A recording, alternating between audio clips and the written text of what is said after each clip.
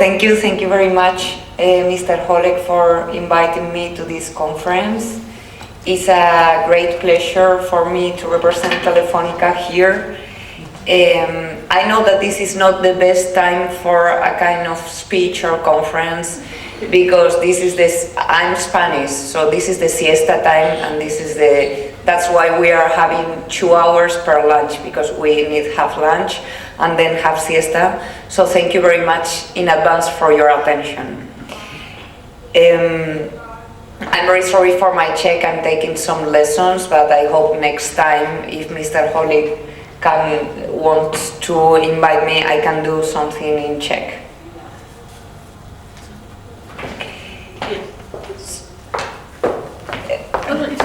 Okay. So I will present here the policy that Telefonica O2 Czech Republic has with our suppliers. First of all, I would like to clarify something.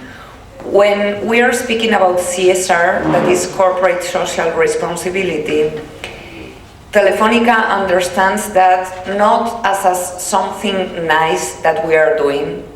We are not spending extra budget on sponsoring some nice projects. CSR for us means sustainability, and sustainability means the sustainable way of growing and the impact that we have on the environment, on the society, and on the economy. So when we are talking about CSR, we talk about sustainability. And sustainability is our responsible way of doing business. It's not charity, it's not philanthropy, it's the responsibility as a telco company, the responsibility that we have towards the environment, towards the society, and towards the economy.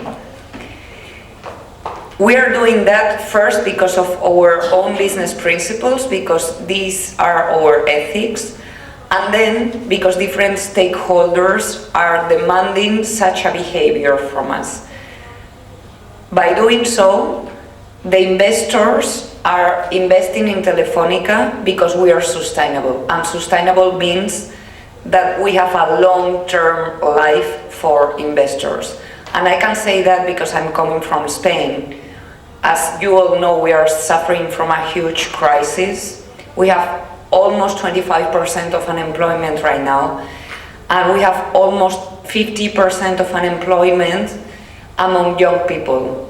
So investors are looking for sustainable companies because they know that if they are investing in sustainable companies, they are investing in the future.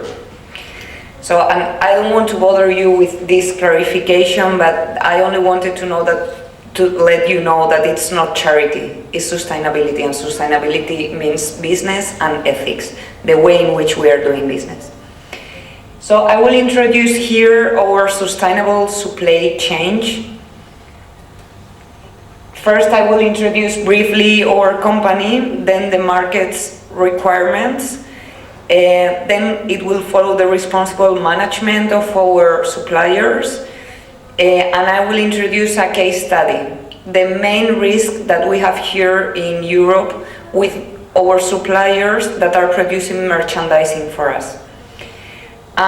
Finally, I will tell you why we are doing everything, because it's a key driver of our business. Probably you are familiar with the history of Telefonica O2 in the Czech Republic. Telefonica came here 5 years ago with the hand of Český Telecom. Telefonica bought Český Telecom 5 years ago. Right now in the Czech Republic we are more than 8,000 employees, and we have 3 million clients in the Czech Republic, plus 1 million in Slovakia. The whole company Telefonica, as you know, is in the stock exchange. We are leading the Dow Jones Sustainability Index, and we are present in 25 countries. You can see some data here. We have more than 250,000 employees all over the world, and we are one of the top 5 telco companies all over the world.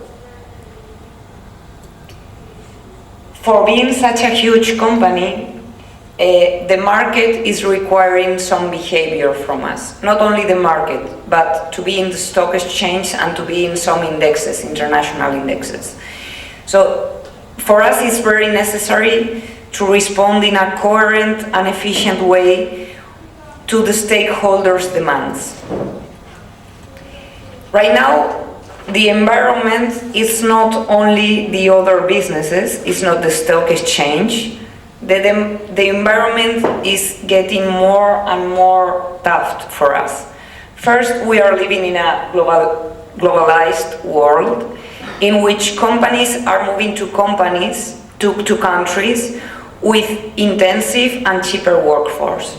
It means that, for instance, many of these handsets, many of these mobiles have been produced in China or in Taiwan because it's cheaper and because they are working in different conditions.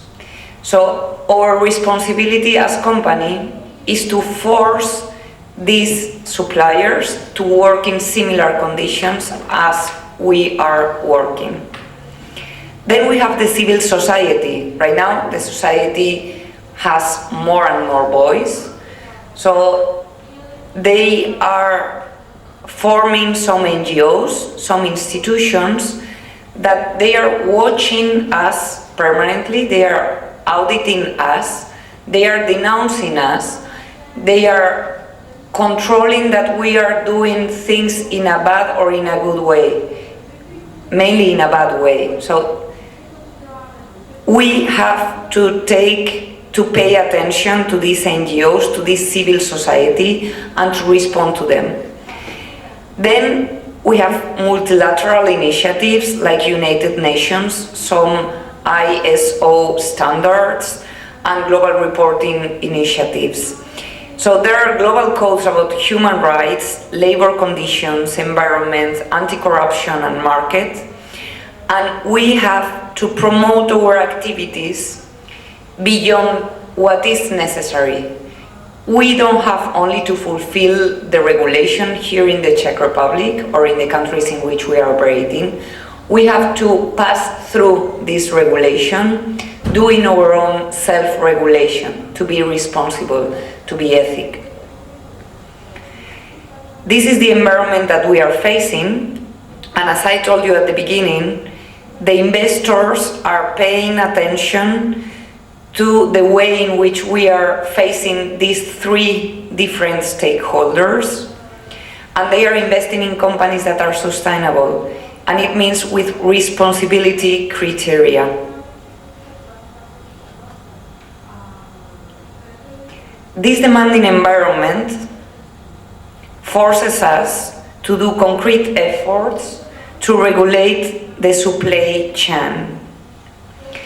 As you can see here, I placed some examples about some laws and some international regulations that are trying to force companies to be more transparent, not being corrupt, not using minerals to produce these mobile phones that comes from countries like Congo, for instance. That's why we are saying conflict minerals. Or they are forbidding us to buy wood that comes from illegal sources. These are the external laws that we have to face. But as we want to be sustainable, and it means future, the company of the future is profitable thanks to our responsibility and our transparency. That's why investors have to choose sustainable companies.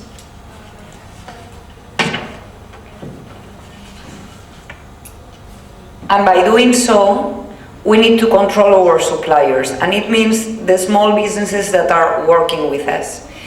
Because the contact that we have with our clients and with our customers is mainly driven by third parties, and it means our suppliers. That's why our suppliers have to act in the same way in which we are supposed to be acting. We are not imposing our business principles, but we are collaborating with them in order to have the common message and the common behavior.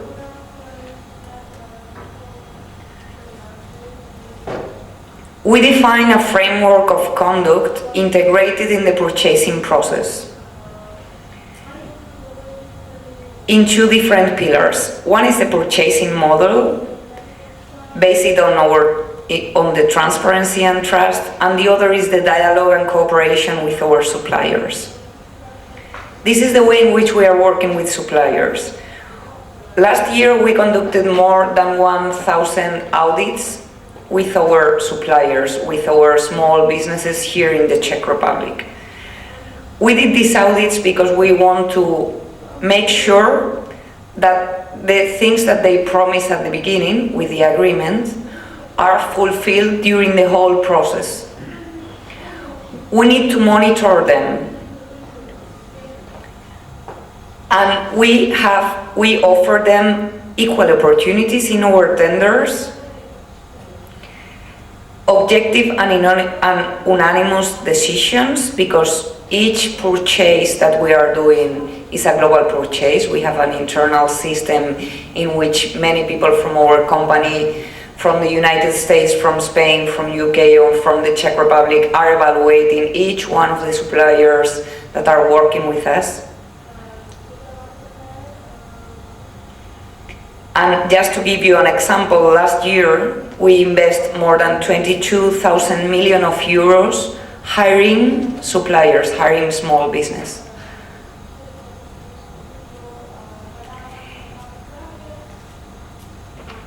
But by doing so, we need to dialogue. We need to speak with our suppliers.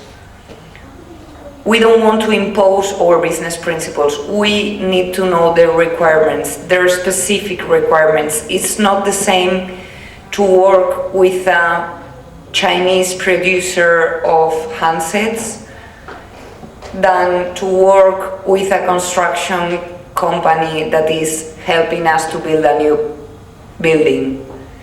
The conditions of each one of the suppliers are different. That's why we need to work with all regions, and we are paying special attention to small businesses. We are not paying so much attention to big companies like Apple, for instance, because Apple has his own code of conduct. They are perfectly regulated, but small businesses mainly don't have this kind of code of conduct, and that's why we want to collaborate with them, evaluating the needs and evaluating our needs and trying to find a common pattern.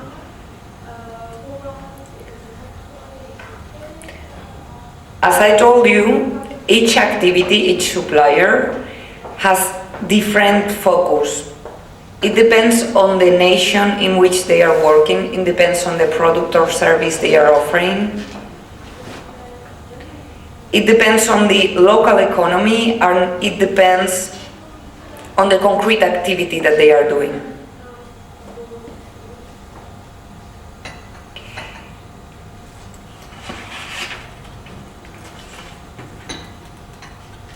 So this is more or less the chart, the process of our purchasing chain.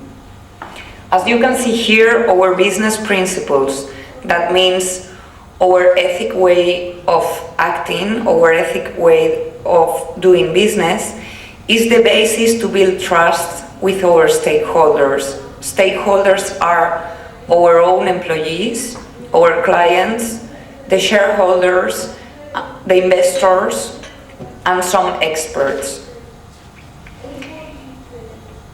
We have two internal duties. One is the compromise, the other is the policy, and then it comes the regulation that could be external, in this case the Czech regulation, and it's internal as well. We have our own self-regulation.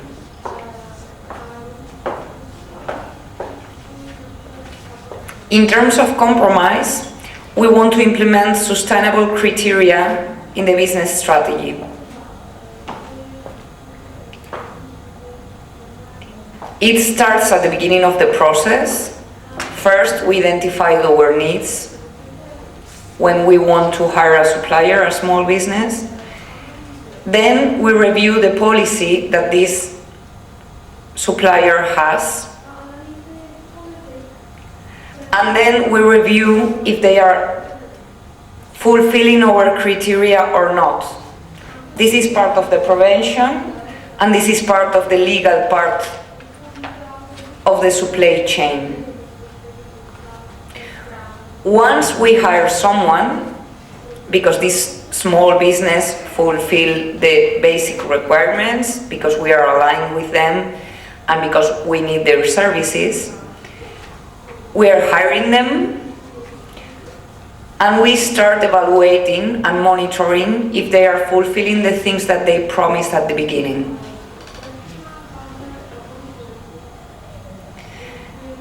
At the end, when they finish the agreement, we are doing an audit, external audit, in order to make sure that they kept their promises. Once one small business works with Telefonica, this supplier is in our database. And the rest of the offices in Telefonica can see if this supplier fulfilled their promises or not. If we had any problem with them, because we found out through the audit that this supplier didn't keep the human rights, basic human rights, like labor conditions, or if they were taking their materials from difficult countries, at that moment we are cutting the agreement with them, and it depends on each one of the agreements, but mainly they have special penalty for not accomplishing their promises.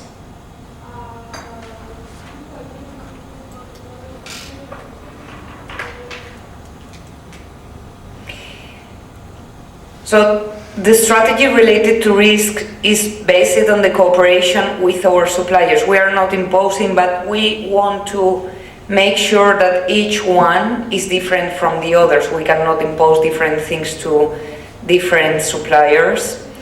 So from the nature of the activity, from the impact that they have on media, and from the region in which they are producing their materials or services, we can evaluate if this supplier is very risky or if it's not risky. It's not the same a supplier that is bringing us papers for the office, or the supplier that is bringing us handsets. We should control mainly the small businesses that are working with risky products or services.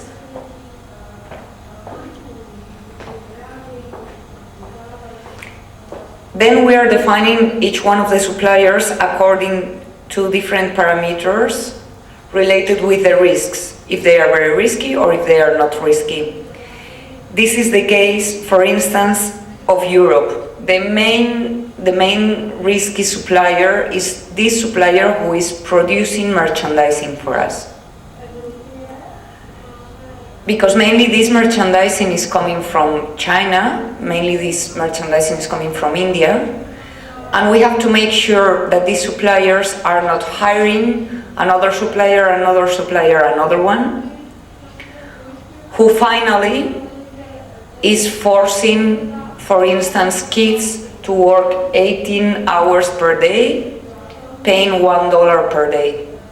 We cannot assume that one of our suppliers is doing something like that.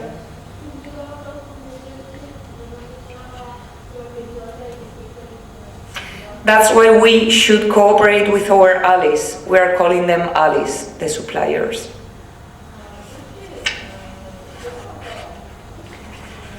And we are cooperating with them in 3 different stages. One is the awareness.